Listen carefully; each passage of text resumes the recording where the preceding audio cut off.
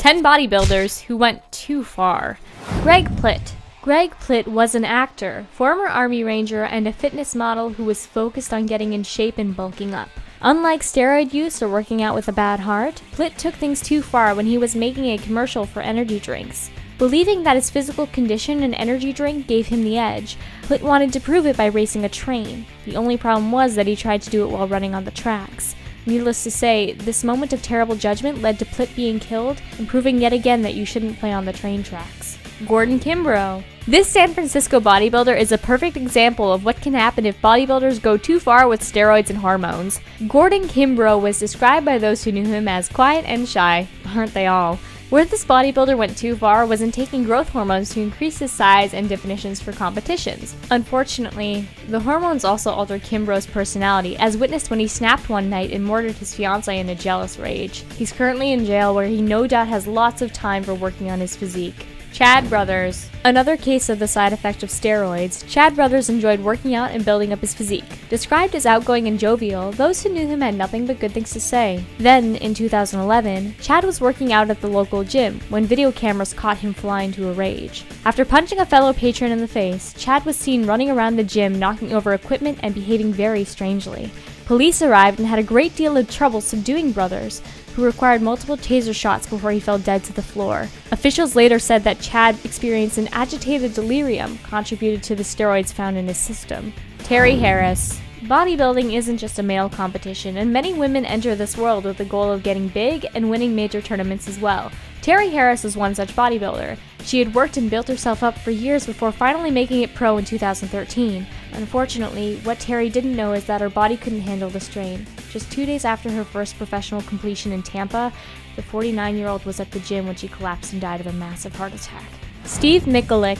Steve Mikulik was one of the pioneers of modern bodybuilding. His motto, intensity or insanity, reflected his brutal training regime, which either made or broke many aspiring bodybuilders. He also used huge amounts of steroids to help him get the body he wanted. These steroids contributed to his health problems, which included massive tumors, kidney failure, and heart disease. Mikulik's personality was also enhanced by the chemicals, and he was even known to throw spectators through the window of the gym because he thought they were draining his energy while he trained.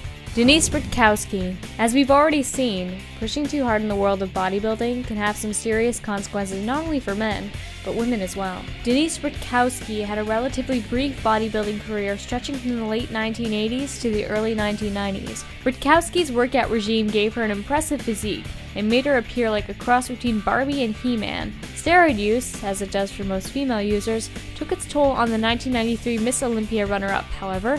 Today, Denise looks nothing like her old self thanks to her masculine appearance and extensive facial hair. Anthony D'Arzo. Anthony D'Arzo is proof that while bodybuilding can make you look healthy on the outside, it can mask weakness and illness on the inside. Always pushing to get bigger and pump more iron, D'Arzo had been warned by doctors that he had a weak heart. Ignoring the warnings, the bodybuilder pushed on with more weights and steroid use, draining his already struggling heart. Just hours before a competition, the 44-year-old sat down on the bed and died in the middle of a discussion with his friends. Romario dos Santos Alves. Sometimes bodybuilders just can't get to the size they want. Those who don't go the steroid route often turn to synthol, a chemical which can be injected into the body to give the appearance of larger muscles. Romario dos Santos Alves was one such bodybuilder who went this route. Romario injected so much synthol into his arms that they swelled to 25 inches. You could say, however, that he went too far. The synthol hardened in his arms, and doctors were almost forced to amputate both arms in order to save his life. In addition, his kidneys were damaged from the chemical injections, and children were frightened by his appearance, often running away in horror. Nasser El-Sambati.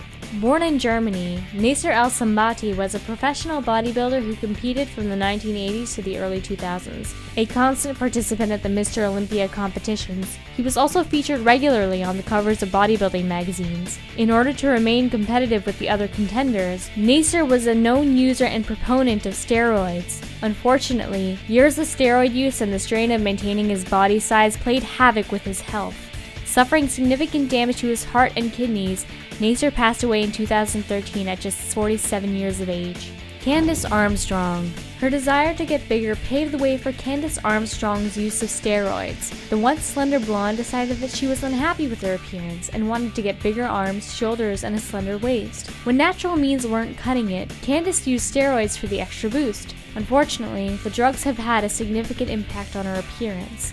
The once feminine-looking woman now has acne, excessive body hair, and a general look which makes her appear more male than female. Despite these shortcomings, she has used this transformation to her advantage by now taking part in a drag act. While this video had some heavy moments, I hope you enjoyed it all the same. Here are some other videos that might pertain to your interests. Don't forget to subscribe.